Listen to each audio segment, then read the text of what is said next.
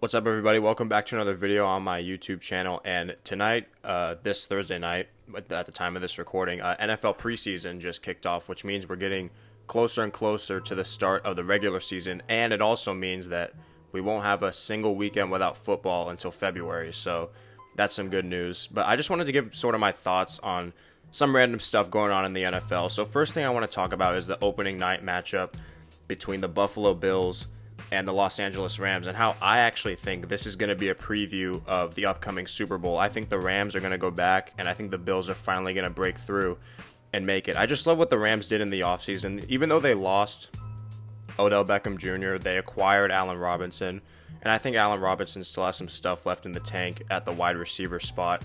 They did lose Von Miller on defense, and then obviously a huge question is going to be what is going on with Matthew Stafford. Is his elbow going to be fine?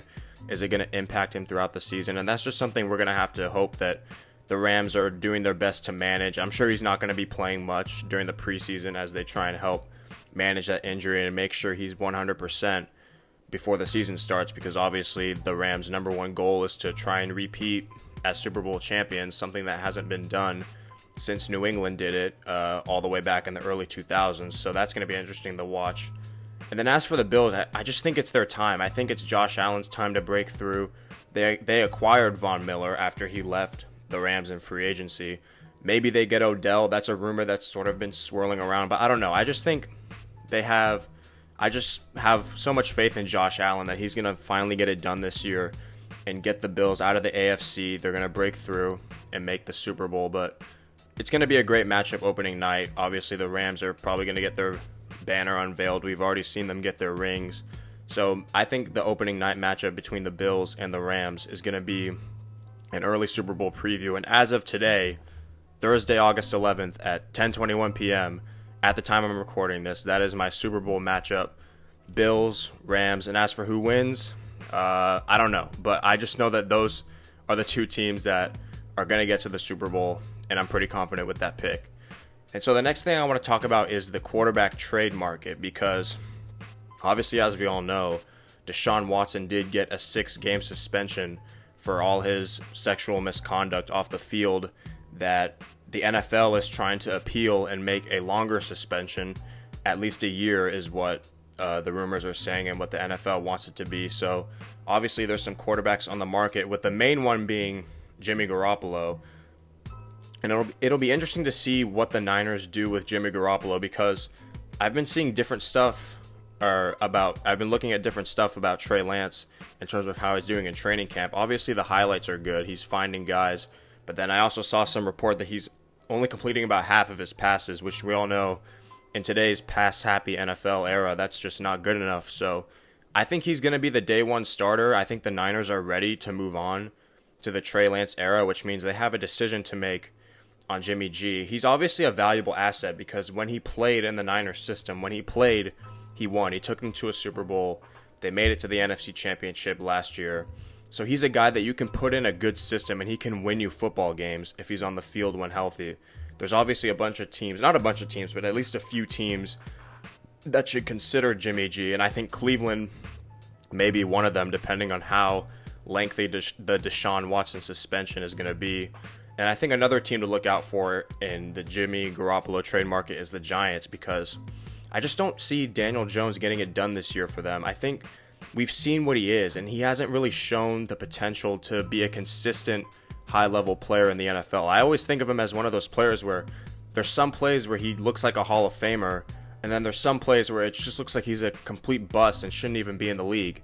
And when you have a player like that, there's a name for it. It's called inconsistent.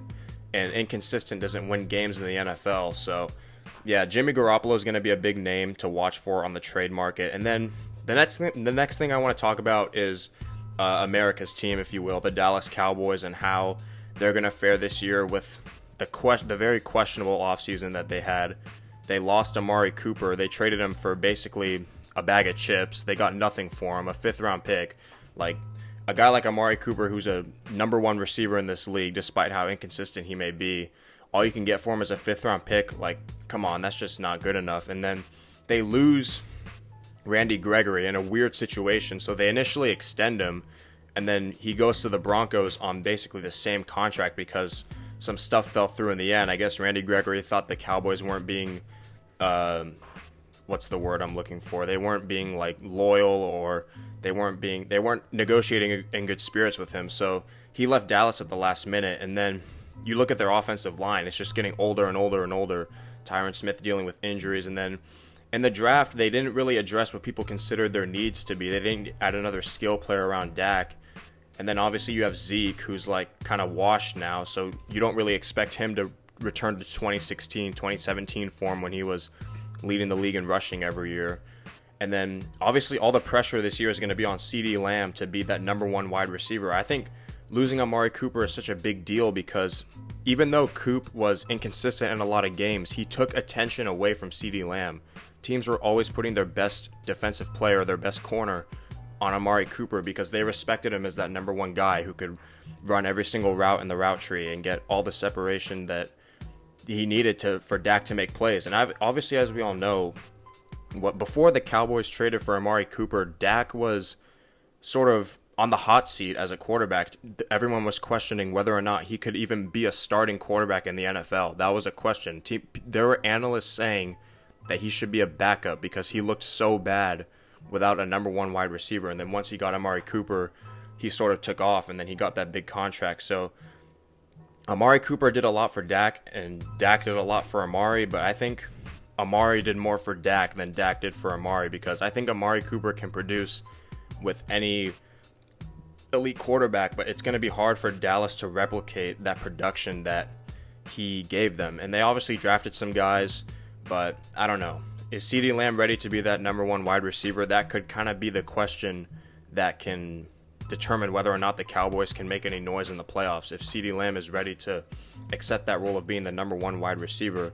And in order to do that, he's going to have to cut down on the drops. He's had a lot of drops since entering the league, so he has to cut down on that. So I think that's going to be an interesting storyline to follow out throughout the season. Obviously, the Cowboys are going to get talked about no matter what, just because of how popular they are. They could have a bunch of 7-Eleven workers on the team, and they'd still be talked about as one of the most popular teams in the league. So, yeah, watch out for the Cowboys this year.